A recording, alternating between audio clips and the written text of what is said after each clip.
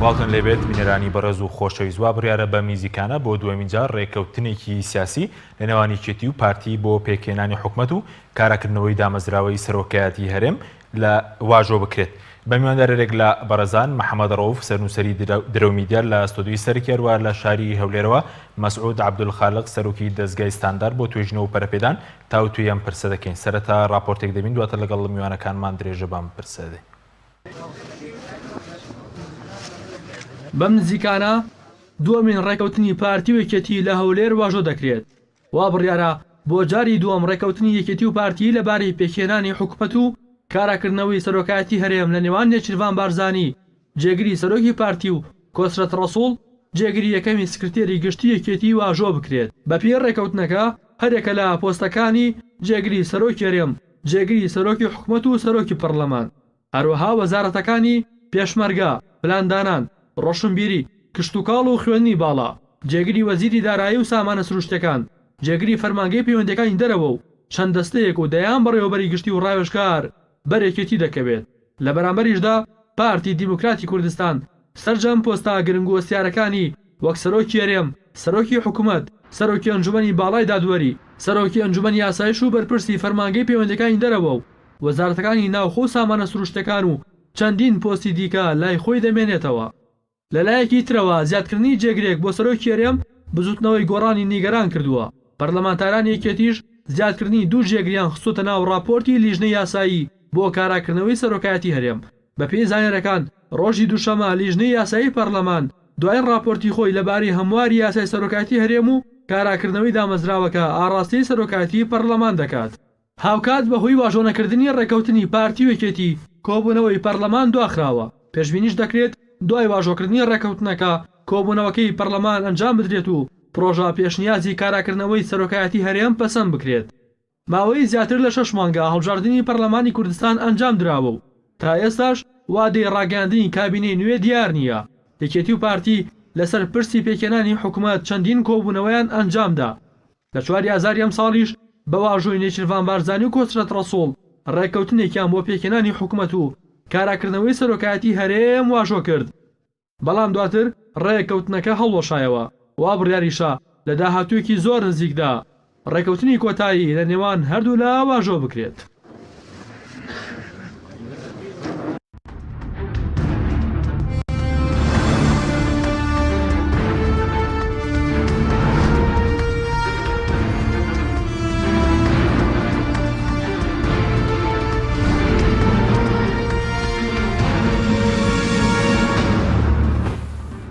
جارێکتر ساڵتان لەبێت بینەرانی بەڕێز. کاک محەممەد سەبارەت بەوەی کە هۆکاری چیەکە بۆ دووەمین جارە وا بڕیارە بە میزیکانە ڕێکەوتنێکی دیکە لە نێوان پارتی و یەکێتی واژۆ بکرێت. بەناوی خوای گەورە دیارە پارتی دیموکراتی کوردستان و یەکێتی نیشتیمانی کوردستان تا ئێستاش شەریکن لە تەواوی جومگە سیاسەکانی جومگە سیاسی و ئیداری و ئابووری و سەربازیەکانی هەرێمی کوردستاندا و تا ئێستاش حکومڕانی بە یەکەوە کرد و من هەر لە سەرەتاوە قەناعەتم بەوە بوو بە ئاسانی ڕێەکەون، بەڵام ڕەم بێ هەندێک بەرژەوەندی سیاسی و پۆست و ئابووری وای لێ کرد بێ کە تۆزە تاخیر و بێ ئەگەر هەر ڕێەکەون و ڕێکوتەکەشیان هەند ینی بەشێکی نەبوونی متمانە بوو لە نێوانیانە تا ئاستێک ئێستا ئەویش گەڕاوەتەوە بۆی زیادکردنی هەندێک پۆز لەلایەن پارتی دیموکراتی کوردستان. کێشەکە لە یەک شتەوە سەرچاوەگری، ئەویش ئەوەیە ئێستا پارتی دیموکراتی کوردستان بەهۆی لاوازی هێزەکانی دیکەوە بۆتە حکومڕانی سەرەکی هەرێمی کوردستان و ئەو پلانی 4 ساڵی داهاتووی حکومڕانی لە هەرێمی کوردستان دیارەکە، پلانی 4 ساڵی داهاتووی ئەو هێزانە دیارێکە کە ئەسنا حکوومەتەوە چی هێزەکە چێتە حکوومەت و چی هێزە بەشدارەکە. کێشەکە تەنها لەوەیان نییە، لە خاڵی بەرامبەری ئەوەیە کە بە هەمان شێوە بەرنامەدا ئەنێ بۆ ئەو هێزانش کە لە ئۆپۆزیسیۆنن، یعنی ئەو دیارێکە کام هێزە دێتە حکوومەت و کام هێزە لە ئۆپۆزیسیۆنە، یعنی ئەو بڕیارەدا لەوەی کە چی هێزە دێتە حکوومەتەوە چی هێزێکیش بەشداری پێ ناکە. بۆیە ئەو ئێستا بەرچاوی ڕوونە تەختیتی با بڵێن پلان و نەخشەی 4 ساڵی داهاتووی ئۆپۆزیسیۆن چیە و چۆنە و بە چ پلانێکە بێ، پلانی و نەخشەی داهاتووی 4 ساڵی داهاتووی حکوومەتی هەرێمی کوردستان و سیستمی حکومڕانی لە هەرێمی کوردستان چۆنە بێ.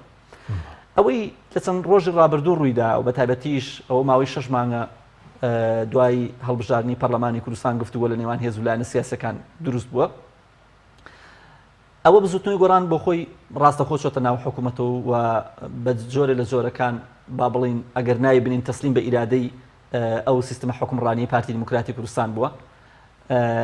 دوای ئەمە شێچێتی نیشتیمانی کوردستان کە خۆی بەشدارە لە نەود لە ئابووری لە سەربازی لە سیاسی سبەینی واژوو لەسەر ئەو ڕێکوتناکە بە تایبەتی بەشی پۆستەکانی پێشتر ڕێکوتنی کردو لەسەر بەرنامەی کاری بەرنامەی حکوومەتەوەی کە پێشتر چەند ڕێکوتنی لەسەر کرا ڕێکوتنە کرێ سبەینە لەسەر دابشکاری پۆستەکان کە پۆستی جێگیری سەرۆکی حکوومەت و پەرلەمان سەرۆکی پەرلەمان و جێگیری سەرۆکی هەرێم یا یاریدەری سەرۆکی هەرێم و 6 وەزارەت و چەند پۆستێکی دیکە من پێم وایە ینی ئەمە هیچ گۆڕانکاریەک نییە لە نەخشەی سیاسی هەرێمی کوردستان بگرە گۆڕانکارەکە بە ئاراستەی ئەوەیە کە دەسەڵات زیاتر چڕبەوە لە سیستمی حکومڕانی لای پارتی دیموکراتی کوردستان و تەوریسی سیاسی لە حیزبەوە هێنا بۆ ناو حکوومەت بەو پێوەدانگەی کە ئەم هێزانە بێدەنگ بوون لەوەی کە پارتی دیموکراتی کوردستان بۆ خۆی سەرۆکی هەرێمی دیاری کرد بڕیاریشی لەدا کە لە ناو پەرلەمان بێت بڕیاری لێدا کە چێ بێ کارکتەرەکە چێ بێ و چۆن بێ و بە چ شێوازێک بێت بەبێەوەی ئەم هێزانی دیکە ڕۆڵیان تیا هەبوو بێ تەنها ڕۆڵەکان ئەوەیە کە پشکێکی بچووک وەرگرن پشکەکە جێگیری سەرۆکی هەرێمە بۆ ئەوەی کە ئەمە بەشێکی ئابووریشی لە پشتەوەی چونی جێگیری سەرۆکی هەرێمی کوردستان هەموو مانگێک 412 ملیۆن دیناری هەیە بەبێ لێپرسینەوە وە چاودێریکردنی دارایی 412 ملیۆن دیناری هەیە. ئێستاڕم بێ یەکێک لە کێشەکان ئەوە بێ کە ئەگەر دوو جێگیری بۆ زیاتکەی ئەم دوو جێگرە ئەبێ بەهین ینی پارەکە بێ بە نیوە 206 میلیۆن بە 206 میلیۆن ڕم بێەوەش بخۆی بەشێک لە کێشەکە بێ لەبەرەوەی لە یاسای ژمارەیەکی ساڵی 2000 بڵین یاسای ژمارەیەکی ساڵی 2005 سەرۆکایەتی هەرێم مادەی 13 بڕگەی 2 ئەڵێ سەرۆکی هەرێمی کوردستان جێگرێکی دەبێت بۆ فەرماندەی گشتی هێزی چەکدارەکان و ئەم جێگرە ئێستا پێشنیاز کراوە بکرێت بە دوو جێگر و ئیتر نازانم لە دوو جێگرار سەرەگرێ یاخود لە یاریدەری سەرۆکی هەرێم لە هەر حاڵەتێکانەوێت بۆ کاروباری سەربازی بۆ یەکێتێبێ بەشەکەی دیکەی بۆ بزوتنی گۆڕانێ بەڵام دۆخەکە بۆ ئاراستەیە کە پارتی دیموکراتی کوردستان حکوومەتی بردووە پەرلەمانی بردووە سەرۆکایەتی بڵێن حکوومەتی بردووە و سەرۆکایەتی هەرێمی بردووە و سەرۆکایەتی پەرلەمانیش تا حدێکی زۆر لەژێر دەستی کۆنتڕۆڵی خۆیان بێ نەوت لای ئەوە و سەرچاوەکانی داهات لای ئەوە بێ و تا حکومڕانی 4 ساڵی داهاتوو نەخشەکەی بۆ شێوەیە کە لای پارتی دیموکراتی کوردستان و خۆی دیارەکە چۆن لەگەڵ بەغدا مامەڵاکات چۆن لەگەڵ ژیان چۆن لەگەڵ ناوخۆ چۆن ئابووری چۆن لانی نەوت و سیاسەتی سواس دەکەم دۆتەگەرم وڵای بەرز سەیزات لەکەین لەسەرەوەی کایەکێتی نیشتیمانی شەراکەتی ڕاستەقینی دەستە بەرکردو کە خۆی بانگە شێوەی دەکرد دەگەرم وڵای بەرز دەگەر بچین هەولێ لای مامۆستا مەسعود مامۆستا زۆر سوپاس بۆ بەشداریتان لە بەرنامەکەمان مامۆستا سەبارەت بەم کابینەیە ینی ماوەی 27 ساڵە مەسەڵەن خەمی خەڵکی کوردستانەوەی کە کارەبای هەبێ ئاوی هەبێ موچەی هەبێ پێ دوام کابینە جیاواز بێ ئەم قۆناغە تێپەڕێنی و پرۆژەی استراتیژی بۆ خەڵکی کوردستان ئەنجام بدات بەنایخوای گەورە مێرەبان سڵاو لە هەردووداتان خۆی ینی دووبارە دەبی ئەوەی دووبارەکەینەوە کە ئەو دەسەڵاتەی هەرێمی کوردستان دەسەڵاتێک نییە لە پێناوی میلەت و گەشەی حەزاری و تەعلیمی و سنعات و ئەوانە نییە زیاتر ئاساسیەکەی دابەشی گەندەڵیە لە نێوان خۆیان ینی بەڵام ناوی سەردەمی لێنایە ناوی لێنایە حکوومەت ناوی لێنایە پەرلەمان دادگا ینی ئەوانە ڕاستیەکەی ینی کەلیمەکێ لە ناو خەڵکی کوردستان دەڵێن کارتۆنی لەو کەلیمەی جوانترمان نەیتۆ دەنا ینی دا باسی ئەوان دەکرد ینی تەماشای پەرلەمانی بەغدا بکە دەبینی زۆر حەقیقیە و وەزیری لی دەترسێ وەزیری لا دەدەن وەزیری کوردیان دوورخستەوە ینی دادگایەکەی دادگایەکی ڕاستەقینەیە و حکوومەتەکەی هەیە لە کوردستان هیچی ئەساسەکی نییە ئەوانە دەسەڵاتێکە ینی نەفت تەوزیعەکە و گەندەڵیەکان دەپارێزی ئەوەیە خۆ ینی وەکو برێی قسەش کۆتایی هاتیە بەخۆشیان ئاعتراف بۆی دەکەن دەرن دەسەڵاتی کوردستان هەر ئەوەندێ ینی چاوەڕێەوەی نەبین مستەقبەلە چی هەبی کوردستان ینی لە ڕووی سنعات لە ڕووی توجارات لە ڕووی زراعات لە ڕووی ینی ئەمە دەبینین قەیران لە دوای قەیران یعنی ئێستاوە تەنها قەیرانی موچەی حەلکرات دڵنیام ئەو قەیرانە وادێتەوە جێیشێک لە بێکاری جێیشێک لە خەریجەکان و ساڕێ بە ساڕێ زیاد دەکا کەس خەم لەوەی ناخوا بەڕێی من کوردستان بەرە و وێرانیەشی وا دەڕوا خەڵک پشێمانە زۆر لە ڕاپەڕین لەو تاریخی ئێستا بۆیە تا ڕادەیەک ئومێدێک بە بەغدا هاتوتەوە بەغداش بەخۆزان چەند ناڕێکوپێکە کەچی حیزبەکانی کوردستان زۆربەی وا ڕوو لە بەغدا دەکەن هەر لە پارتی دیموکراتی کوردستان و یەکێتی و حیزبەکانی تری معارەزە و هەمووی وا ڕوو لە بەغدا دەکەن دەرێن بەڵکو ئومێدێک لەوێ هەبی ڕجاوت کایەکۆی هەمووش کە دەچنەوێ یعنی ئەو سەردەمە ڕۆی ئەوەی کە باسی دەوڵەت و نازەم ئەوە چ دەکرا ئەوانە ئەو باسانە هەر نەمایە باسی ڕجاوت کا و پاڕانەوەیە ئەرێ موچە ماگانە ئەرێ لێ بگەڕێن نەوتەکەی بنێرینە دەرێ ینی هەموو لایەکی بەڕاستی دیمەنی کوردستان دیمەنێکی زۆر ناشیرنە خەریکە هەموو وامان لێبێکە تەی دیوانە بکەین کە کوردستان بەجێ دێنن یان خۆیان لە بەهری ئیجەتدان یان ئەو گەنجە نازدارانە بە چ شێوەیەک بە قاچاغی دەڕۆن باسییان لە بوومە کردێت چوینە ناو سەلاجەی بەفر بەستووی ڕۆیشتونە چوینە ناو شاسی سواری سیارەی بووینە بەس لە وڵاتە لەو جەهەندەمەی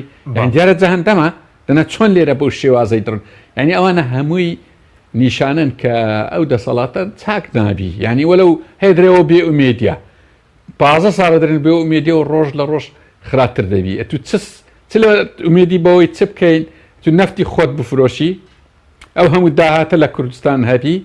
ئەمریکا یارمەتیتدا عێراق یارمەتیتدا ئەو جەموچەت پێ نەدرێ 50 میلیاریش قەرداربی ئەوە کەی دەسەڵاتە کەی نیزامە وەڵڵاهی بەریتانیەکان کە چوون دەوڵەتیان لە بۆ عاشیرەتەکانی خەلیزدانە زۆر شتی عەجایب و نوکتە هەیە لێ بەس زۆر لەوەی ئێستا پێشکەوتوتر بوو یعنی ئێستا ینی نەک خەڵکی شایستە لە شوێنە باوکە جار وێ شانازی بە هەندێک ئیشە دەکرێت ئەوە عیبێ لە جیان ئەمن جێم لێ بوو مەکتەبی سیاسێکی گەورە دەیگۆ ئێمە شانازی دەکەین 7 میلیاردێرمان لە کوردستان یا 7 میلیاردێری دزی دروست بووە ئەنەوە چ جێ سەر لە مرور جێم لێ بوو دەیانگۆ ئەو ساڵ لە 100 سیارە زیاد یەکاکەوە کارە ساتر دروستکرێەوە شانازی چییە؟ یعنی ئەو مدیر عام و مدیر و وەزیر و ڕئیس و نازانچیانە کە قسە دەکەن دەری لە دنیایەک دەژین ئی 5 قەرنەوە پێشە شانازی بە ئیشێک دەکەن ئاشکایی دەکەن نازانم چەندە ناشیرنە لە دنیای نوێی ئێستادا ڕاستیەکەی ئومێدێک بە دەسەڵاتی کوردی نەماوە بەڵێ حیزبەکان بەرەو یەک حیزب چوون دەڕۆن و ئەو حیزبەش لە کوردستان لە جیهان مستەقبەلی نمایە یان لە دوای ڕفراندۆم پێگەی هەرێمی کوردستان یەکجار زۆر لاوازە ینی خوا ڕەحمی کرد هەیئەتی ڕیاسی باش لە عێراق دروست بوو بێ و هەیئەتی ڕیاسی خراپ وەکو نووری مالیکی ئەوانە باتابنەیە سەر حکم هەرێمی کوردستانیان هەر نەدەهێشت ئەسڵن خۆ ئێستا سیادەی خۆ نەماوە ینی نیوەی کوردستان لەولایە ڕۆی تورکیا باشترە ئەو هەموو هێزەی هێنایە بۆ باشترە درێ شیمالی عێراق مستەنقەعە لەولایە ئێران بە کەیف خۆی دەست لە کاربەر ینی شتێک نمایە بە ناوی سیادە هەر زۆر عیبیشە ئێمە ناو لە خۆبنین وەزیر و ڕئیس و لەبەرێ سیادە نییە یعنی ئەو وەزعی کوردستان ئەو جەنازم چ برین بەڵێ بە کورتی مامۆسانی پێدوای لەم کابینە بەڕێز پێدوایە تەنانەت قەیرانی موچەش و نەوتیش ناتوانێت چارەسەرێکی بنەوزرێتەوە نەوەکو خەڵک چاوەڕێی پرۆژەی ستراتیژی و گەورە بێت وڵی ئەنی زۆر خۆشە دری خەرچی خۆشکەی ئەم ئەو کات ئەو ڕۆژەی نەوت ڕۆی ئەنی هەموو خەڵک دری خۆش بوو ئەم بە پێچەوانە گوتم زۆر کارە ساتە ئەو قسە لە بیر خەڵکی ما بە زۆر خۆشیش نییە تو لەو گۆڕی لە بۆ خەرچی بکەیە بوهار و ئەنی باسی ڕێککەوتنتان کرد تا ئێستا 80 جار ڕێککەوتن و بەڵێن لە کۆنفرانس و کۆنگەکران درایتە خەڵکی ڕێککەوتن کرا یخۆ جێبەجێ ناکرێ هەر لە کوردستان عیبە نەما ئەمە جارێک باسی ئەومان کرد یەکی نیسانی چی ئەمە ڕۆژەی لە کوردستان یەکی نیسانە یعنی لە ڕاست نەک ئەو میلەتە جوانەی کە قەدیم چەند ناوی بە ڕازگۆی و بە ئەمین و ئەمانەت هەبووە بەس ئەو 15 ساڵەی حکومی کوردستان و یعنی شتێک نەمایە ناوی قیەم و ئەخلاق و ڕێک و یعنی ئەو خۆشترەوە فێستیڤاڵی ڕەنگەکان ئەوە دەستکەوتی کووردا چوونە ناو مانگە دروستکردنی سیارە و دروستکردنی ڕۆبۆتە ینی بەو شێوازەیە کورد زۆر کەوتوتە پاش لە ئەو دەسەڵە ینی دیمەنیشی ناشیرن بوو تعریفەکەشی لە جیهان زۆر ناشیرن بووە بەڵام خۆشبەختانە وەکو دووبارەیەکەم هەیئەتی ڕیاسی لە عێراق سەرۆک کۆمار سەرۆک وەزیران سەرۆکی پەرلەمان بەڕاستی باشن جارشکە دەرگای دیبلۆماسیەکە کورت کردەوە یعنی کورت دەتوانی سەفەرچی و لاولاوە بکە دەنە پێشتری وای هەر نەشیان دەێت نیان دێت وەزیرێکیش بێتە کوردستان. بەڵ سوپاس دەکەم مامۆستادۆتەگەرم بۆ لای بەڕستکای محەممەد سەبارەت بە شەراکەتەوەی کێکێتی پێشتر بانگەشەرێکت پێ دوایە شەراکەتی دەستکەوتوێکی ئێستا چۆتە ناو حکوومەتەوە یەکێتی شەریکە لە هەموو ئەو دۆخی کە لە هەرێمی کوردستان هەیە بۆی کە لە هەیە شەریکە لە گەندەڵی لە نەود لە سامانی سروشتی لە هەموو ئەوەی کە هەیە شەریکە بەڵام شەریک نییە لە بڕیاری سیاسی لە حکوومەت ئەمە هەر هێزێک ئێستا لەم دۆخەیە بەو بەهێزی پارتی ئەچێتە نایەوە ئەبێتە پاشکۆی پارتی دیموکراتی کوردستان ناتوانێت بێ بە شەریک لە بڕیاری سیاسی ئێستا سیرکە ئەو پارتی دیموکراتی کوردستانە بڕیارەدا نەوت ڕادستی بەخابکەیان نیکە ئایەشێتی نیشتیمانی کوردستان و هێزەکانی دیکە ئەتوانن زەخل لە پارتیکەن بڵێن نا ئەبێن نەوت تەسلیمی بەغداکەی ئەو پارتی دیموکراتی کوردستانە بڕیارەدا چۆن مامەڵە لەگەڵ ڕۆژ ئاوا لەگەڵ باکووری کوردستان لەگەڵ پارچەکانی دیکە بکە پارتی دیموکراتی کوردستان بروسکەی نەنات بۆ سەرکەوتنی شەڕوانان لە باغۆز و ئەو ناوچێ بەهۆی کۆتایی هاتنی داعش حکوومەتی هەرێم کوردستان نەیتوانی ینی جا لەبەرەوە پارتی دیموکراتی کوردستان بڕیاری سیاسی لای ئەوە سیرکە پەیوەندەکانی دەرەوە لای پارتی دیموکراتی کوردستانە خۆی کۆنتترۆلی کردووە خۆی چۆن مامەڵاکە سەرۆکایەتی هەرێم و پەرلەمان و حکوومەت لای پارتی دیموکراتی کوردستانە نەود لای پارتی دیموکراتی کوردستانە ئێستا لەم حاڵەتەیە پارە و بودجە و داهات لای پارتی دیموکراتی کوردستان هێزانی دیکە چیان بەدەستەوەیە ئەنی من زۆر جار گاڵتەم بۆ قسەیە دێکاڵێن سەرۆکی هەرێم لە پەرلەمانەوە هەڵە بژێری و بۆی کە پەرلەمان لێ پێچێتەوە پەرلەمانی کوردستان تا ئێستا توانیوێتی لە وەزیر ڕۆشن بیبری بپرسێتەوە تا ئێستا توانیوێتی لە بەڕێوەبەرێ بپرسێتەوە تا لە سەرۆکی هەرێم بپرسێتەوە بۆ 4 ساڵی داهاتوو یەک پەرلەمانتار یەک وەزیر ئەتوانێ لە ئاستی مەسرور بەرزانی و نێچیروان بەرزانیە دەنگ بەرزەوە کات یا ئەو دیوی ئەم دیویانەکەیە ئەو دیوی ئەو دیویانەکەوە ئەوەی کەمالکەکوشی دروستی و حەسیرمەیانێنەکە جا لەبەرەوەی مامۆستا باسی کرد مامۆستا مەسعود دۆخی هەرێمی کوردستان لەوە دەرچووە یان دۆخی حکوومەت لەوە دەرچووە بۆ ترێ حکوومەت و دامەزرا و دام و دەستگازانی بۆ ینی تۆ سیرکە هیچ پرۆژەیەکی استراتیژی لە هەرێمی کوردستان نییە حزب پشکی تیان نەبێ یا هی حزب نەبێ یا هی کارکتەرێکی حزب نەبێ و ئێستا بچووک بۆتەوە بۆ هی کوڕی بەرپرسێک نەبێ هیچ کارگە و دامەزرا و بازرگانیەک نیە لە هەرێمی کوردستانی ئەوان نەبێ هیچ بازار نیە بازارێک لە هەرێمی کوردستانی کۆنتترۆلی ئەو کارکتەرانە کۆنتترۆلیان نەکردێ و ڕێژەی گەندەڵی و باڵێن تۆ سیر کە لە 4 ساڵ چەند ساڵی ڕابردوودا هێزەکانی ئۆپۆزیسیۆن هەوڵی دنیادا بە ئاراستەوەی چاکسازی بکرێت لە هەرێمی کوردستان ئێستا چاکسازیەکە یعنی هێندە پاشەکشەی کردووە قەبارەی گەندەڵی هێندە گەورە بووە ڕەم بێ مانگانە بە 100 ملیۆن دلار دیار نەمێنێ بە 100 ملیۆن دلاری پرۆژە و لە بەڵین لە دامەزراوەکانە بێ دەیان سەرمایه‌داری جیهانی هاتوۆتە هەرێمی کوردستان و بۆی پرۆژە بکات لەبەرەوەی کە لە هەولێر ئەبێ فلان و فلان لە پشتی بێت و دەستگای بەرهێنانی پارتی ینی شەریک بێتایە دێتە سلێمانی ئەبێ باڵێن ئیداری گشتی یەکێتی و لە هەمان کاتە نەک ئیداری گشتی تەنانەت کارکتەرەکان نەک کارکتەرەکان ئێستاوای لێ هاتۆ کوڕی کارکتەرەکانی ناو حزب سیاسەکان ئەبێ پشتیانە بێت و شەریک بنتیە ئەمە کەی دۆخە لە هەرێمی کوردستان کەی حکوومەتداری و دامەزراوەی باشە بەس بەڕێز وتە پارتی زۆربەی دامەزراوەگرینگەکانی حەق خۆینی بۆ 5 کورسیەوە کە ناوێتی هەم دامەزراوەگرینگانی لا بەسەر و کێرێمە سەرۆکی حکوومەتە ئەنجومەنی ئاسایشە فەرمانگەی پەیوەندەکانی دەرەوەیە جاخۆ ئەو دامەزراوانی کە لایە خۆ هی ئەم 5 کورسیە نییە لە کێوە دامەزراوەی وەزیری سامانە سروشتەکانی لایە ینی هەمومان ئێستا بەس باسی نەوتکن ئاشتی هەورامیمان لەبەر چاوە ینی وەکو ڕسمێک وایە جاران چۆن ڕسمی ئیمامی عەلی ئەوانە هەبوو لەگەڵ شێرەکەی هەڵان واسی لە ماڵە ئێستا وا لێ هاتۆ تۆ هەر باسی نەوتکەی ئەو پیاوە لەبەر چاوە ئاشتی هەورام لە ساڵی چەنەوە باڵین وەزیری نەوتە هەر لای پارتی دیموکراتی کوردستان نەبووە وەزیری ناوخۆ هەر لای ئەو نەبووە ئەنجومەنی ئاسایش هەر لای ئەو نەبووە سەرۆکایەتی هەرێم لای ئەو نەبووە حکوومەت لای ئەو نەبووە بۆیە هی ئەم 5 کورسی نیە حەق باشەی بۆچی بە هیچ کار نهێنیەوە چێکە بە کەسیان لاوازی هێزەکانی دیکە بۆ وەزارەتی ناوخۆیە سامانە سروشتیەکان فەرمانگەی پەیوەندەکانی دەرەوەیە نهێنیەکە چییە ئەوش بۆ خۆی سیاسەتی خۆیە کە پارتی دیموکراتی کوردستان تەسلیمی ئەم هێزانێ بکە ئەم هێزانە بەشی زۆریان تەسلیمی بوون بەشێکی تریشیان خواخوایان سڵاویان لێ بکەن پارتی دیموکراتی کوردستان سڵاویان لێ بچێتە لایەن ئێکاکە خەریکە شەقامێک نامێنێ بۆ ئۆپۆزیسیۆن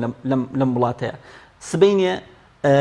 ئەو ئەرکەی کە ئۆپۆزیسیۆنی پێشتر کە چالاک بوو دەکەوێتە سەرشانی میدیا و چالاکوان و ئێمەمانان یعنی جالەبەرەوە ئەرکی داهاتوو ئەرکێکە لە سەرشانی میدیا و دامەزراوە و یا با بڵین چالاکانی مەدەنی و ڕۆژنامەنووسان تۆ ئەزانی چی لە هەرێمی کوردستان ئەگوزەرێ ئەوەی مامۆستا مەسعود باسی کرد ڕەنبێ ئەو يعني تەنها لە ناخی خۆیە ئەوەی باس کرد بێ ئەگەر تۆ وەرە سەر ڕقم با من هەندێک ژمارەت پێ بڵێم باشە لە بەغداوە 522 میلیارد دێتە هەرێمی کوردستانەوە هەرێمی کوردستان پێویستی بەس موچە پێویستی بەچەنە 881 میلیارد ئەمە قسەی خۆیانە ڕسمی هیچ من هیچ شتێکی تر ناڵێم 522 میلیارد دێت 150 میلیارد نزیکی داهاتی ناوخۆیە 24 میلیارد داهاتی با بڵێن بودجەی ئەمریکەکانە ئەیدەن بە پێشمەرگە باشە داهاتی نەوت بە پێی با بڵێنەوەی کۆمپانیای دیلۆیت لە مانگێکە تقریبا 750 میلیۆن دلار بۆ داهاتی نەوت باشە 200 میلیۆنی بدە بە قەرز و کری کۆمپانیەکان و قەرزی تورکیا نزیکی 550 میلیۆن دلاری ئەمێنێتەوە کە ئاکاتە زیاتر لە 600 میلیارد دینار باشە ئەو پارێکی ئیدا نزیکی 300 میلیارد ئیداتەوە بە موچە لەگەڵ ئەوەیە بۆی موچەی پێتەکمیلە بکرێت بۆ 881 میلیارد ئەی ئەو 300 میلیارد دیکە چی لێ دێ ئێخۆ لە ساڵی 2013 بودجە نیە لە پرۆژە بودجە نیە لە هەرێمی کوردستان کەسێ لێ پرسێتەوە بڵێ حکومەت تو ئەم داهاتە چی لێکەی چۆن سەرفێکەی چۆن ئەیدەی بە کادری حزبی و دام و دەستگاکانی خۆت چۆن سەرفێکەی تو چۆن خەرجەکەی چۆن ئەینێری بۆ بانکەکانی دەرەوە جا لەبەرەوە ئەوەی لە هەرێمی کوردستانە ڕێیەکە یعنی بە هەموو پێوەری ناچێتە چوارچێوەی دامەزراوە حکوومەتێکی یعنی حکوومەتی دامەزراوی ئەچێتە چوارچێوەی ئەوەی کە کۆمەڵی کارکتەری بازرگان حکمی ئەم هەرێماکەن ئیتر کۆمەڵی بنەماڵە و بازرگان حکمەکەن ئەمە ناویان ناوە حکوومەتی هەرێم بۆی شەرعەتی زیاتری پێبن ئەگەر ناتۆ سەیری نەوتکە هەر باسی چاکسازی نەوەکی کۆمپانیایکی بۆ دێن کاکەمە دژی گەندەڵ و هەزار شتر بۆ ئەواکەن ئێستا هەرێمی کوردستان لەگەڵ عێراق داواکە 250,000 بەرمیل نەوتی ڕەوانە بکە من خۆم ئەمە قەناعەتی منە طبعا ئەو بودجەی کە لە بەغداوە دێ بۆ 1 ساڵە ڕێکەوتن کراوە دوای ئەوە ئەشێ بە حیاتی هەرێمی کوردستان نەوت ڕادستی بەغدا ناکە من ناڵێم 100,000 بەرمیل و 200,000 بەرمیل ڕادستی بەغدا ناکە ئەیکادەوە بەڵام کۆی بەرهەم کۆی نەوت پرۆسەی نەوت دەرهێنانی نەوت لەبەرەوە هەموو گەندەڵی تایە پشکنینی نەوت دەرهێنانی نەوت بە بۆری نەوت بە تەنکەر پاسەوانی تەنکەر پاسەوانی بۆریەکان هەموو ئەمانە پاریتیای بۆ کۆمپانیا حیزبەکانە ڕۆ جا لەبەرەوە زۆرترین گەندەڵی یعنی ئەوەی کە لە هەرێمی کوردستانی هەیە فۆرمێکی مافیاییە ئەم فۆرما لەسەرەوە پشکی زۆرتر وردە وردە دێتە خوارەوە تا کوڕی بەرپرسەکان و تا ئیتر ئەم حیزبانی دیکەش لەبری ئەوەی کە ئەمە تێک بشکێنن ئیتر وردە وردە تێکەڵی ئەم دامەزراوە فەسادا بن سوپاس دەکەم دەتەگەرم و لای بەڕست مامۆستا سەبارەت بەوەی کە بەرەز وتت باوی ئەو مۆدێلە نەماوە ئەنی هیچ ئێستا گۆڕانکارێکێ لە ناوچەکە بۆ تێشکانی ئەو جۆرە مۆدێلەی کە لە کوردستان و لە ناوچەکەشە هەیە وەڵامی ئەو پرسیارەی بە قسەی کاک محەممەد کە گرنگ بوو باسەوەی کرد کە ئەوانەی دەستنە ناو حکومەت دەبنە پاشکۆی حیزبی دەسەڵات ئۆ زۆر ڕاستە بەڵام ڕێیشکەشمە یعنی ئەو حکومەتە بین حکومەتی پارتی دیموکراتی کوردستان وەکو حیزبی قائد ئەوان تر دەستنە ناو حکومەتی حیزبی قائد بەشداریەکی بەسیط یعنی دەکەن مشاریکردن هیچ شتی تر نییە وە ڕاستە بەڵام ئەم ڕێیشکەم هێم درێن بریا هەموو حیزبەکان ببوونایە پارتی بەڵام پارتیش باش بواە ینی کێشە ئەوەیە سەرکردایەتی پارتی دیموکراتی کوردستان ئەنی وەکو باقسەکەی کوردیانی لێ بکەین هەموو حیزبەکان ئەگە بنا حیزبی دەسەڵات بەڵام حیزبی دەسەڵات خۆشی مستەقبەلی نییە نە لە عێراق نە لە ناوچەکە نە لە جیهان ینی هەموو جیهان دەزانی وەزعی کوردستان چۆنە سەرکردایەتی حیزبی دەسەڵات خوێندنەوەی دووەلی خوێندنەوەی سیاسی دەولی و ئیقلیمی زۆر لەنگە زۆر بە هەڵەدا چووە زۆر یان لە هەر لە دەرچوونی قەراری 688 و هاتنی ئەمریکا و پێشتریش ڕاپەڕین و هەتا دەکاتە دەرچوونی عێراق لە بەندی حاوت لە ڕێفراندۆمەکە هەموو یەک قسەمان پێدرێ ئەوەیە خوێندنەوەی سەرکردایەتی ئێستایی کورد خوێندنەوەیەکی سەدەیەک لەوە پێشە وە دەزانن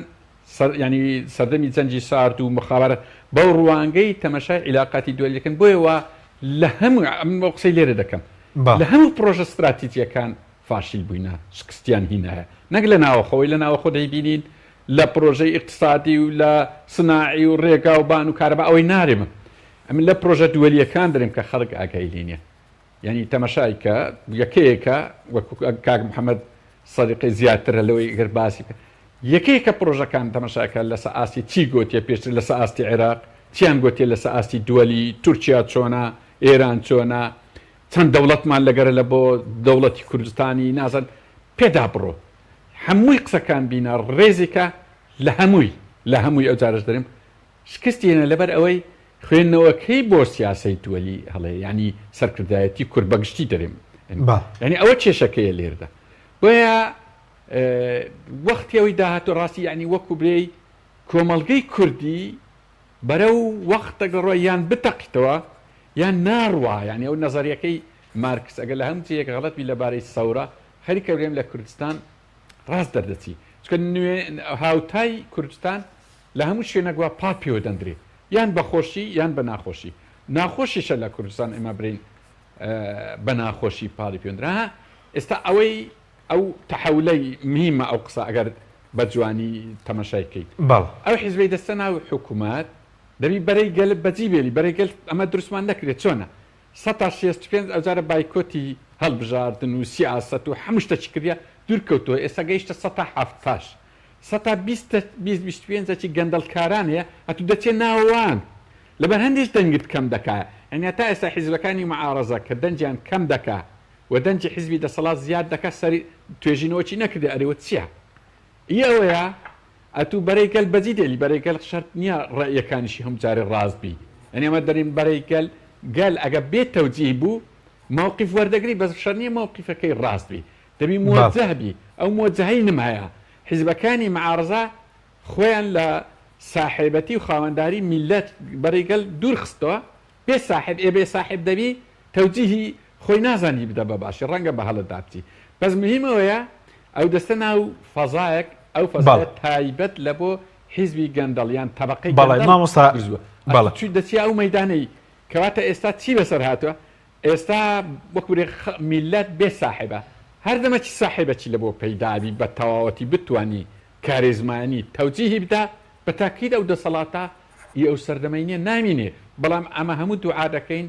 نەمانی ئەو دەسەڵاتە بە تەقینەوە و بە ناخۆش یان تەقینەوەی جەماوەری درم ناخۆشی و خوێن ڕشن و ئەوانە نەبی انشاءڵە دەبین لە سەرە خۆبی چکە ئەوە لە پێشە حتمیە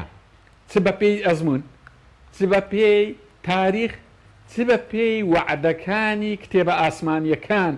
کە ئەهلی فاسید و ئەهلی زوڵم تێکەرب و مدەکەی زۆر زۆر کەم دەبی ئەو مدەی کە لە کوردستان تۆزێک درێژ بوویتەوە ئەوە بەرامبەرەکانی لاواز بووین بەڵێ سوپاس دەکەین بەڵێ بینەرانی بەڕێز ناوبڕێک و دەگەڕێنە وڵاتان لەگەڵمان بمێنەوە تۆپ ئارت تاکە بریکاری تۆڕی میدیایی کۆمەڵ بۆ دروستکردن و بڵاوکردنەوەی ڕیکلام تۆپ ئارت ئایا تا ئێستا بیرت لەوە کردوتەوە کە ئینتەرنێتێکی بێسنوور بەکاربێنیت یان بیرت لەوە کردوتەوە کە بۆ هەفتەیەک یان 2 هەفتە ئینتەرنێتی بێسنوور بەکاربێنی سەرەڕای هەموو ئەمانە تا ئێستا بیرت لەوە کردوتەوە کە بۆ یاری ئەلکترۆنیەکان ئینتەرنێتی بێسنوور بەکاربێنی بێگومان نەخێر فانسی نێت هەموو ئەم کێشانەت بۆ چارەسەر دەکات تۆش دەتوانیت بۆ ماوەی هەفتەیەک یان 2 هەفتە یان مانگێک بەردەوام بێسنوور لەگەڵمان بیت ئێستا خزمەتگوزاریەکانمان لەم شوێنانە بەردەستە سلەیمانی شارباژێر شارە زوور هەڵەبجە سەی سادق عربەت پێنجوێن بازیان تاسڵوجە و زەرگوێز فانسینێت هەمیشە ئینتەرنێتی بێسنوور بەهادارترینی دیاریەکان بۆ نیگای شیرین و خواستەکانی تۆ دروستەکەین لە باشترین شوکۆلات و باشترین ناوکی بندۆق بۆ بەدیێنانی چەند ساتێک لە ژیانت کە پڕ بووە لە هەیەجان لێوان لێو بووە لە خۆشیەکان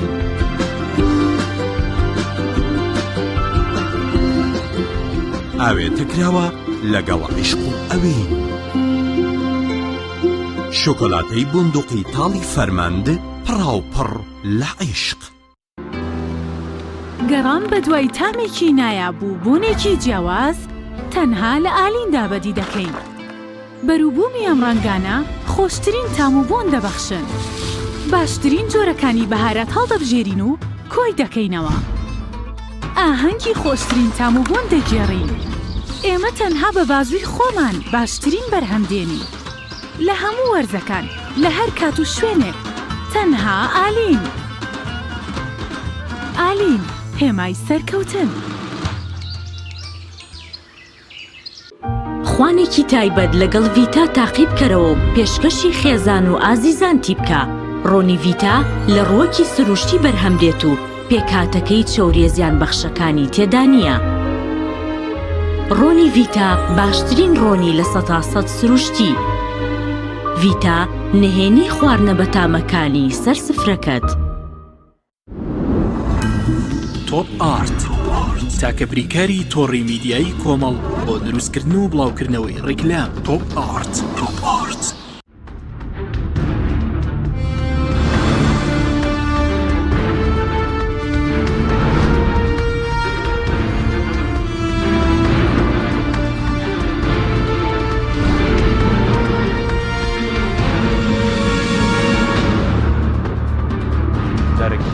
لەبێت بینێرانی بەڕست کاک محەممەد سەبارەت بە و ناکۆکێکێ لەسەر زیادکردنی جێگر بۆ سەرۆکیێرێن پێ دوای دوجار دوو جێگیری بۆ زیاد دەکرێت سەرۆکیێرێ دیارە جێگیری سەرۆکی هەرێمی کوردستان پێشتر ئەو جێگرێک درراوە بە بزوتنەوەی گۆڕان دیارە لە مفۆزاتەکانی پێشووترا بزوتنەوەی گۆڕان داوای جێگیری سەرۆکی پەرلەمانی خۆ سەرۆکی حکومەتێکرد یەکێتی ڕازی نابوو ئێستا یەکێتی داوای جێگیری سەرۆکی ئەواکە بە حساب بەشداریکردن لە هەموو جونگە ئەساسەکان ئەمە مەفهومێکی شەراکەتە لای ئەوان بۆیە ئەوەی خوێندنەوەی بۆ کرا لە پەرلەمانی کوردستان خوێندنەوەی دووەم فراکسیۆنی یەکێتی داوای کرد بکرێت بە دوو جێگر مادەی سیانزەی یاسایی ژمارەیەکی ساڵی 2005 پێدەچێت جێگرێک ئەوەی کە ئەو زانایانە لای منە زوتنەوەی گۆڕان ناڕازی بوون لەوەی کە جێگرێکی تر زیاد بکرێت پارتی دموکراتی کوردستانیش بەڵێنی بە یەکێتی نیشتیمانی کوردستان داوە پێدەچێت جۆرە لە تەفاهم ڕووبات بەوەی کە پۆستی دیکە یاخود لە شوێنی دیکە قەرەبوو بۆ بزوتنەوەی گۆڕان بکەنەوە جێگرەکە یاخود یاریدەری سەرۆکی هەرێم بۆ کاروباری سەربازی بدرێت بە یەکێتی جا لێرەدا ئیشکالەتێک هەیە لە مادەی بڕگەی دووەمی مادەی سیانزەی یاسای سەرۆکایەتی هەرێم ساڵی 2005 ئەڵێ سەرۆکی هەرێمی کوردستان جێگرێکی دەبێت بۆ کاروباری هێزی پێشمەرگە یاریدەری سەرۆکی با بڵێن جێگری سەرۆکی هەرێم بێت بۆ کاروباری ئەوە ئێستا ئەگەرم یاریدەرەی بۆ زیاد بکرێت ئەوە یەکێتی داوایەکە با بڵێن یاریدەرێتی بۆ کاروباری سەربازی ئەی ئەو جێگرەی دیکە ڕۆڵی چی بێ و ئەرکی چێ بێت باش بەزەمە سەرتاکیشە بۆ لاوازبوونی ڕێکەوتنی بزوتنەوەی گۆڕان و پارتی وڵی پێدەچێت بەس من نازان من تەمە نامەکە بزوتنەوەی گۆڕان نەچێتە ناو حکوومەت و بەشدار نەبێت لەو پرۆسە سیاسەیە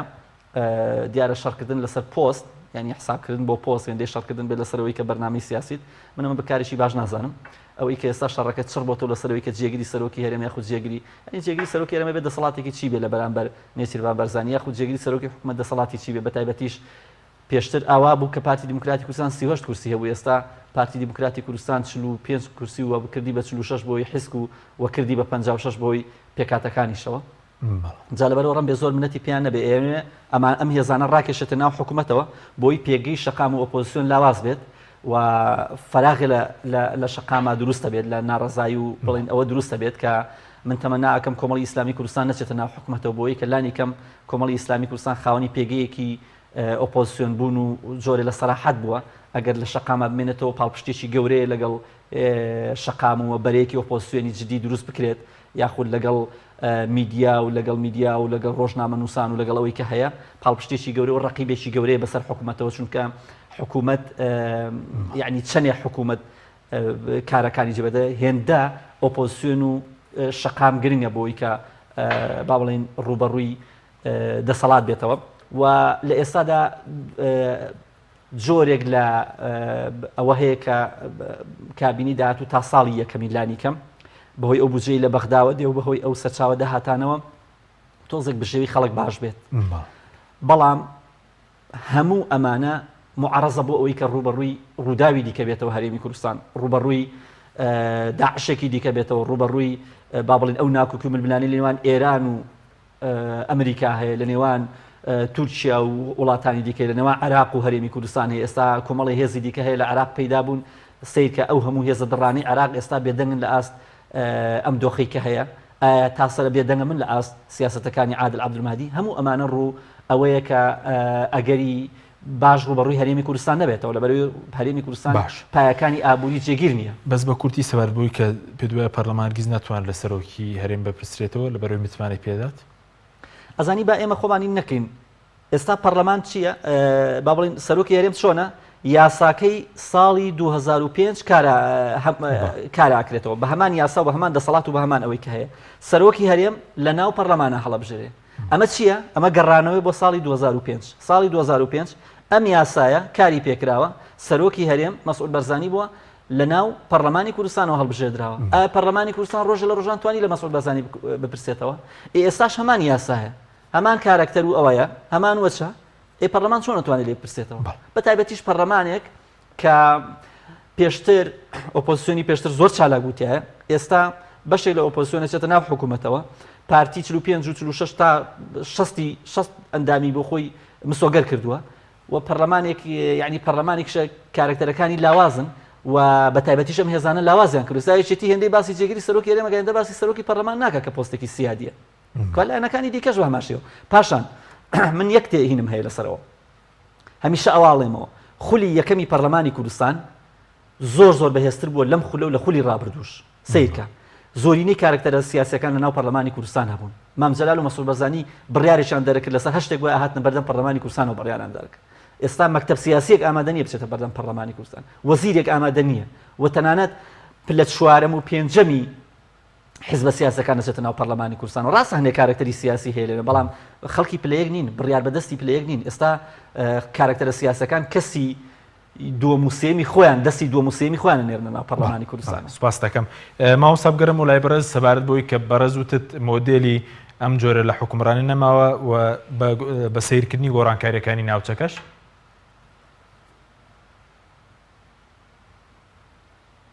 بەتاکێت ینی ئەوە ئێستا باسی پەرلەمانتان کرد خۆ حکوومەتش ینی ئەو بۆ 27 ساڵ حکوومەت هێسان تعریفی قانونی حکوومەتی ئیکتساب نەکرێت پێی دەگوترێت لا سوڵتە فەوقە سوڵتەتی و دادگاش دەبینن لە چەحادایە بەخۆشیان ینی ئەوانە علاقی بە شخص نییە علاقی بە ڕێوزەرا و سەرۆکی هەرێم و سەرۆکی دادگا و سەر ئەوە نییە سیستەمەکە وایە سیستەمەکە دیزاینی ئەو سیستەمە وا دروستکرا لە پێناوی کەسانی گەندەڵ ینی تقریبا دەسەڵاتی کورتی دەتوانانی برین دەسەڵاتی تەسریفی ئەعمالی گەندەڵیە یان لە بۆ خەڵکی تر هاوڵاتی تر دەکرێت یان ئیشکاری بەسیتی هەویەیەکە ژنمارەکردنیەکە نازم سکاڵایەکی بەسی ئەوان دەکرێت بەڵام ئیشە گەورەکان لە ژێرەوە ئەوەیە دەڕوە بڕۆ بزانە ئێستا دەرێت گەندەڵی تازەوە ئیش دەکا بڕ لە هەولێرێ هەر عرض و عرازی نەما وا دەکرێتە مەعرەز و دەکرێتەوە ینی لە شوێنەکانی تریش لە هەموو کوردستان بڕۆ بزانە بوویتە سجن یعنی نمونەکتان لە بۆ باس بکە چ لەوەی سیرتر هەیە سەرکردەکی عسکەری لە حیزبێکەوە هاتیتەوە ناوی حیزبێک سەنگەری گواستەوە سەنگەری خەباتە نازم سەنگەری ناوی چی لێ دەنێت یەک دنیا عردیان دایتێ لە شاخەچی بە ئەوە مولکی عامە بە پێشێلی قانون وەرە ئەوە ئیتوبی ئەویش ینی درایتێ لە بۆ ئەوەی هەردەمەچی لە ناو حیزبی ئەگە گەڕاوە لایەکتر بێنەوە تۆ بێقان یعنی تەمەشاک ئەوە چ ئیشەکە لەسەر مقدراتی ئەو میلەتەی یعنی ئێمە گەیشتنی نەوەڵە نمونەی نییە نابی یەک نمونەی هەیە لە دنیا ئەویش بە خۆی دەچی لە هەموو ڕووەکانی ئەنی من حەزەکەم شتێکی باز بکەم حتا ڕێککەوتنەکان باشەوە دەسەڵات وایە بەس تو حیزبی معارەزە ینی کێوە ڕێککەوتنی دوو قۆڵی بەو شێوازەیە دەکرا هەموو مشکلەکان لەوەیە دەبابی ڕێککەوتنێک بکرێ 5 قۆڵی 6 قۆڵی پێکەوە دانیشن چکە ئێستا هەر یەک دوو قۆڵ ڕێک دەکەون قۆڵی سێم نیگەرانە دەزانی وا غەیبەتی وی دەکرێت وا ئیشیوی دابش دەکرێت یعنی لەدان لەگەر باسی نمونەی پێکاتنتان کرد جێگری سەرۆک درایتە لایەکتر ئێجارش سەر جێگری سەرۆک دێترێتە مەیدانی هەڕاز دەکرێت لەگە حیزبێکتر یعنی هەر تێکیان بەرەتەن بەو شێوازەی کە هەیە بەخۆیان حیزبی دەسەڵات دەێ بۆ نایە جێگری دومت دەمی بۆ نای شتم بۆ نای وەزیرێک کاکەوە لە ئەسڵدا ئەو پۆستانە ئەگە هەر 5 لابن تازە تەواو یەکێ نسبەتیان هەیە ئەتو ناتوانانی وەزیرشکە لە بۆ یەکەشکە زیاد کچکەوە نسبەتی یەکێتی نسبەتی گۆڕان نسبەتی کۆمەڵ نسبەتی ئەوانەی بەشدارن تێدایە لەو پۆستەی تازە بەڵام لە ئەسڵەن حیزبەکانیش تەسلیمی ئەوانە لەو شتانە ناپێستنەوە یان نازانن یان تەسلیمی ئەم دووبارەی دەکەمەوە ئەمە زۆر پێم باشە ببنە یەک حیزب هەمووی یعنی یەک حیزبی بەڵام حیزبەکە مستەقبەلی هەبی زانینی هەبی علمی دووەلی تێدابی علمی سیاسی تێدابی بەڕاستی نە شارەزاییەکی سەر تا سەر لەو دەسەڵاتی دەبین دەبی ڕاستیەکەی خەریکە برێم یەک لە مەرجەکانی گەورەبوون لە کوردستان ئەوەیە دەبی زۆر شارەزا نەبی ینی چۆن مەرج هەیە لە دنیا دەبی پلەی علمیت ئەوەندە بی شارەزایت وابێت لە کوردستان یەک لە مەرجەکان ئەوەیە دەبی زۆر عاقڵ نەبی ئەوجە پۆست دەدرێتێ زۆر بیر نەکەیەوە زۆر شارزای دووەلی نەبی زۆر کتاب نەخوێنیەوە نەنووسی جێلەوەی ڕامەگرا زۆر عجایبە ینی ئەو مەرجە عجایبانە هەیە لە بۆ ئەندامەتی لە بۆ ناو حیزب. بەڵێ بەس ئەو گۆڕانکارەی کە ئێستا لە جەزایرا هیچ کاریگەرێکی بەسەر ناوچەکە و کوردستانیشەوە هەیە؟ تەمان ئەوە ڕێک ئەوانە نا ئەوی لێرە یان یەک شتا هەر شتێک لە جیهان ڕوودەدا لە ناشیرنیەکەی لێرە نمونەی هەیە لە هەموو دنیا بۆکو برێ کوردستان پانۆرامای ناشیرنی هەموو جیهانە. یعنی عەبدولعەزیز بۆ تەفلیقات لەو تەمەنەی خەرک بووە هاوار دەکاتە سەر بابە تومان ناوێ نە ساڵێک نە 20 ساڵ لە کوردستانیش ساڵێک نییە 15 ساڵ 25 ساڵ 30 ساڵ تو نە ئیشەکی دەزانن نەکارێک نە ئیشەکتان کردووە ئەو وڵاتە وێران بووە بە معنای وێران بوون زراعەت وێرانە تعلیم وێرانە ئەخلاقی کوردەواری وێرانە هەمووی باشە بەجێی دێلم لە بۆ یەکەشکە دەبا یەکەشکە بیکە بزانین بەڵکوڕێکچکە وڵاتە پڕی داهاتە پڕی خوێندەواری چاکە پڕی خەڵکی شایستەیە ینی ئەوە وەختیەوەی داهاتە هەروە لە سوودان لە شوێنەکە ئینتریانی لە هەر شوێنەکە حرەکەک دەکرێت هەموو خەڵکی کوردستان ڕاستی بیر لەوە دەکات و دەبی خوایەکەین ئەوەنم لە کوردی ئەخر تو کە جێی لە مامۆستای ئاینی ڕادەگری لە مزگەوتێ هەرخوا دەرێ و دەسەڵاتەمان چاکەی خوایە هەندی دوعا دەکە لە پاشان دەرێ یاڕبی خوایە ئەگە چانابن لە کۆرمانیکەوە هەموو خەرک دەرێت دوو ئامین ئێتەوە یعنی بەڕێی من یعنی بە هەموو حیسابەک حەقوەیە ئەوە یەکێ 15 ساڵ 30 ساڵیان کردیە هەمووی یعنی لەناو هەموو حیزبەکان یعنی بڕک دوور کەونەوە با خەڵکەکی عاقڵ هەیە شارزا هەیە بە مەجالێکی کەم مەجال هەیە کوردستان ڕێتی لێ بکرێت داهاتەکەی کوردستان ئەوەندە زۆرە ئەگە بە تەنزیم بکرێ و ڕێک بخرێ 5 میلەتی تکەی شەرق ئەوسەتی پێ بەخێو دەکرێت مەجال هەیە کەرکووک ئێستا وەرگرینەوە مەجال هەیە پێگەی دووەلیمان زۆر بەهێزکەین مەجال هەیە ئەمە هێزەکانی تورکیا دەرکەین مەجال هەیە بینای شارستانی و سنعات و تجارەت و زراعەت هەمی بەهێز ئەوانە هەموو مەجال هەیە لە کوردستان ئەگەر ئیدارەکی جوان هەبی بەڵام وڵایەت تا ئێستا نەمانتە با قەید سەکە دەبا ئەو حکوومەتەی ئێستا و سەرۆکی هەرێمی ئێستا بزانین ئەوان چ دەکەن ماوەچیان لەسەر ڕادۆستی. بەڵێ سوپاس دەکەم مامۆستاکار سەبارەت بە نەوت ینی پێ دووە لەم کابینەی بۆ شەفافیەت چونکە بۆ نمونە ئێستا هەندێک لەلایەنەکان بۆ چونە باز لەوەکەم بۆ چون ناحکومەت کە شەفافیەت بەرجەستە بێ لە مەسەلەی نەوتە دروستکردنی سندوقی داهاتە نەوتیەکان نەوت کە بۆ تەماڵوێرانی بۆ خەڵکی کوردستان پێ دوای شەفاف نابێت. وەڵاهی ئەمەویست یەک تاریقی لەسەر قسەکەی مامۆستا بم هەموو ناشرینیە کە لە دنیا ڕۆدا نمونونەکەی لە هەرێمی کوردستان هەیە هەموو جوانیە کە لە دنیا ڕۆدا نمونەی نییە لە کوردستان بۆ نمونە سیرکە ئۆباما ترامپ هات و ئۆباما 8 ساڵ سەرۆک بوو ڕۆی ئێستا هاوڵاتیی ئاساییە لەو ناوە بەڵام تۆ سیرکە مەسعود بەرزانی کاتی تەواو بوو چەند ساڵێکشی بۆ درێژکرایەوە لە بریەوەی دابنیشێت ئەوە دوێنێ چۆ بۆ ئەردەن 5-6 وەزیر دوای کەوتووە بەڵام لە پێگەی بەرزی ئەوە بەبی پێوین بە پێگەی بەهێزی ئەو نییە ئەخر پێگەی بەهێزی چی تۆ کاتتەوە ئەمە وڵاتی ئەگە تۆ باز لە دیموکراسی و لەواکەی بەڵام ئەم وڵاتە وڵاتی دیموکراسی و ئەوە نیە و وڵاتی نەوت و پارە و داهات و تر بنەماڵی ئەوەیە ینی حکمی بنەماڵی ئەوەی بەڕست باسێکی بەڵێ نەوت لە هەرێمی کوردستان قەت شەفاف نابێت لەبەرەوەی جونگە ئەساسی نەوت لای حکوومەت و لای پەرلەمان و لای وەزیرێکی دیاریکراو نییە لای بنەماڵەی حکمێکە و کارکتەرە سیاسەکانی ناو حیزبەکان حکمێکن جا لەبەر ئەوەی کە بڵێ نەوت و ئەنجومەنی نەوت و غازدا ئەمەزرێنی خۆ ئەنجومەی نەوت و غاز پێشتری شەبوو سندوقی داهاتە کوردستان سندوقی داهاتە نەوتەکان خۆ پێشتریش بڕیارن لێ دەکات یاسای هەبوو بەس دروست نەکراوە باشە ینی مەبەستم لە چییە ئەم نەوتە چی ئەم نەوتەی ڕێکەوتنەکەی کردو کاکە ڕێکەوتن کراوە بۆ 20 ساڵ بۆ 25 ساڵ ڕێکەوتن کراوە لەسەر غازی چەمچەماڵ و قادرکەرەم کراوە ئێم غازە بۆ 20 ساڵ کراوە ئەم ڕێکەوتنانە ئێم ڕێکەوتانە چێ کردوێتی ئێخۆ ئەم ڕێکەوتان ئەزانرێت چێ کردوێتی و چۆن کراوە بە چه شێوازە کراوە ئێمە هەموو ئەم حیزبانەی ئەم کارکتەرەکانی حیزب و پلە باڵەکانی هەرێمی کوردستانی لە پشتەوە ڕەنبێت چەند کەسێکی دیاریکراو بزانن تۆ هێزێکی دیاریکراو ئەندامێک دەبێت لە لێژنەی نەوت و گاز ئەم ئەندامە ئەتوانی ئەو دۆخە چاکە یاخود شەریکە بێتیایە بێگومان لە ڕابردووە شەریک لە ڕابردووە بزوتنەوەی گۆڕان وەزیرێکی هەبوو لە ئەنجومەنی نەوت و گاز وەزیرەکە لە بریەوەی کە ئەوە چاکات خۆی بوو بە بەشێکتیایە جا لەبەرەوە هەر هێزێکی دیکە بچێتەوە بێتە بەش یعنی هەموو هێزەکان کە ئەچن باسی نەوت و غازەکەن خاڵە استراتیژیەکە ئەوەیە کە شەریک نین یاخود بیرێ نەوتیان کەمترە لەوەی دیکە ینی بەشی زۆری ڕێکەوتنەکان ئێستا لە نێوان پارتی دیموکراتی کوردستان و یەکێتی نیشتیمانی کوردستان بەشێکی دیوێکی شاراوی هەیە ئەوەیە کە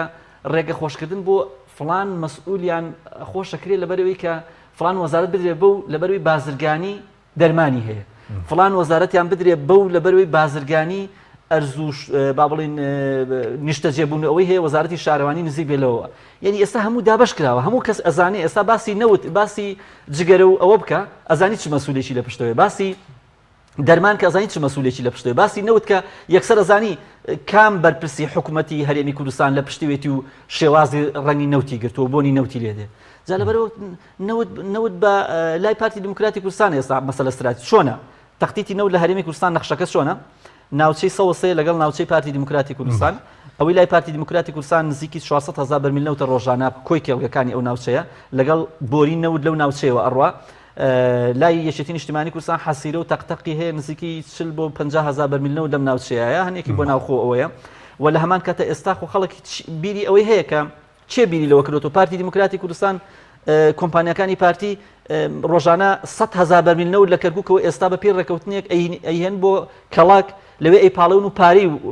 بە پارە ئەیپاڵەون بۆ حکوومەتی عراقی 90,000 بەرمیل نەوت بۆ بۆریەکانی هەرێمی کوردستان بە پارە ئەڕوا بۆ تورکیا و بەندەری جیهانی حکوومەتی عراقی و پارەکەی بۆ سۆمۆیە سەرڕای ئەو نەوتەی کە هەیە جا لەبەرەوە ئەمەنە ئالۆزە بەرپرسانی هەرێمی کوردستان ئەوە هین نین بچن بیخەنە بەردەست ئەم هێزانی دیکە بڵێن وەڵا فەرمونون ئەوە تۆ چۆن و چۆن نییە. سپاس دەکەم کاک مەحمەد. مامۆستا زۆر بە کوردی سەبارەت بەوەی کە بەڕێزوتت لە دوای ڕیفراندۆمەوە سەروەری کوردستان لاواز بوو یاخود بڵین نەماوە بەڵام ئێمە دەبین وەفدی هەرێم دەچێت بۆ ئوردون و ئاڵای کوردستان بۆن لە فڕۆکەخانە هەڵدەکرێنی ئەمە ئەگەر دیبلۆماسیەتی بێزی کورد نەبێ چییە بە کورتی بێ سپاس دەکەین.